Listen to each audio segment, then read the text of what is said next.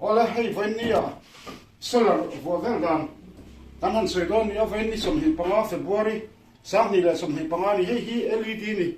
hei LED ni a alang chiang mo hei aron chuak hi solar hei solar hei a hring le a pawl hi solar ani hei heta hian a senin hei plus ani a hei dumin minus he dum hei plus su sen hei solar a khana lu kan heta hian solar a helam hi a sen le a dum hi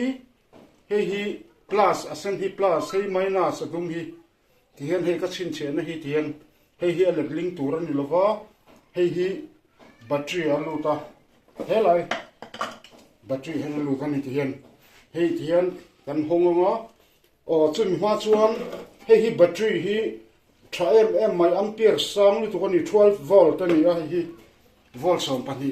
aman po to na mani hi hemi a mor ti sik mi lo tur voi khata in sik zau chuan battery chunga hen khol ani ni khol circuit o mo hetia va in sik khan a sot ngal a cherang lu tu kan ni a sensitive for automatically wang hian chuan hemi kan hom hian he adum helam hi minus mi zo tongin pai na hei ten kan hong ta pai na lama dum hi minus ani a chuan ka thletang te hian a in sik lo nan a in sik zeu khana poi tlak zela hei helam hi plus a belna ni a chuan hei a sen le sen kha ti hian hei ka hong lenga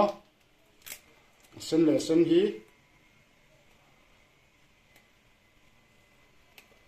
ti hian hei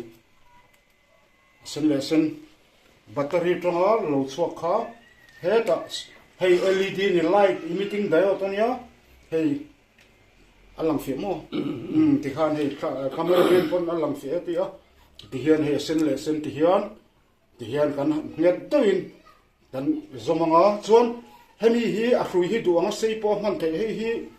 battery hi so ta pindana po da the hemi hrui hi zom sei mei tur hei chu dula in chunga hi helai sitting room ma po dula bedroom ma po da thia chuan hemi battery hi chu so ta thoru bo the ni hemi a hrui hi chu zom sei mei tur ni hemi in car hi kha tapping in electric wiring dan tapping pa ngai pon mo jo khanin alang re rok lo pun tapping a khana thoru thia hrui hi chuan hi ten kan hong lenga ta hian hei a in si ka lau ten ka char thlapani ti hian hei aron eng don ni ti hian thei hi voma sak tur ania he lam solar hi voma sak lo tur voma sak tur om ve khat mai ni kha a dik khatin vomai la a voma sak tur ha kan thria thanga ten aron eng dona LED ron eng dona khoron eng ta e chuan hi ein silo tur kan ti khaten kan vengong plus lam hi a belna lam hi kan vengong a sik lo nan hian a ven nan hi chu in ko mu na ni a hei en ka vat mai ni chuan hi solar hi han ti long la han hi solar ni hei heta ron chua kha ta hian a sen lam hi plus belna kha hei a pol ta sona dum tur ani a pol hi dum ngai la hei minus pai na khani ta chuan hei a solar hi a plate a module made in India 75 WP 18 volt DC direct current ani a multimeter te phison tu nang mi supply chuan a DC direct current volt hi somni pakhat te kok phakan ni sa thaboka chuan hemi plate po hi khu ta kom thanga po la te hemi hrui hi zom sei le mai tur ania helam hi chu in sima se apoi lo deu ta ama se hei ka tuam hrim hrima ni sa phola chon in si khanin a sot ve thei thoni a hrui ni kal hrim hi chu in silo sela hei ten ka phoi ta a he adum kha he te dumin hei black te dum ka ve ta a hringani wang hana dum ka ve ta ti sual pal venan chuan hi a sen kha plus khani a hei te senin ka ve ta chuan hi chu sem khan a plate a module chu khu ta kom thanga po da the ni sat na huna da tur ni le nga ni ina a chun theina dam panga te ni mu re lo chon helai battery hi char full thailo ka tam ta kenan shame lo ni hi ni kang lai ta ka ni le nga ni mu theina huna phau tur ni ni le nga ni a mu that na huna kan da anga dam panga te ni mu a mu that lo na kan da chuan hi battery hi char full thailo wa hei po zan kho te em thelu chang te nei ni hei mun tam ta kan muwa kha tiang kha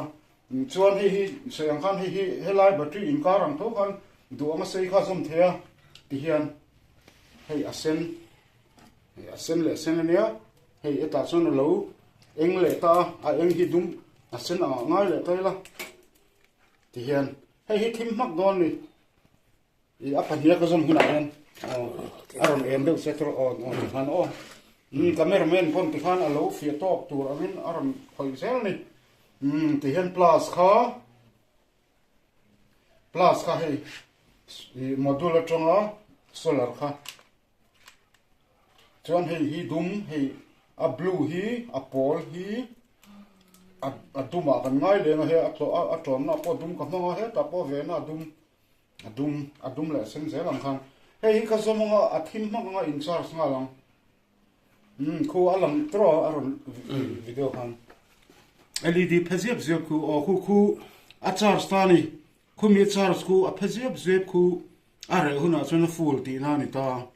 chuan ti hianin zana chuanin ti hian a eng thei to ni khuatin huna lo hi kan khup chinanga lo thim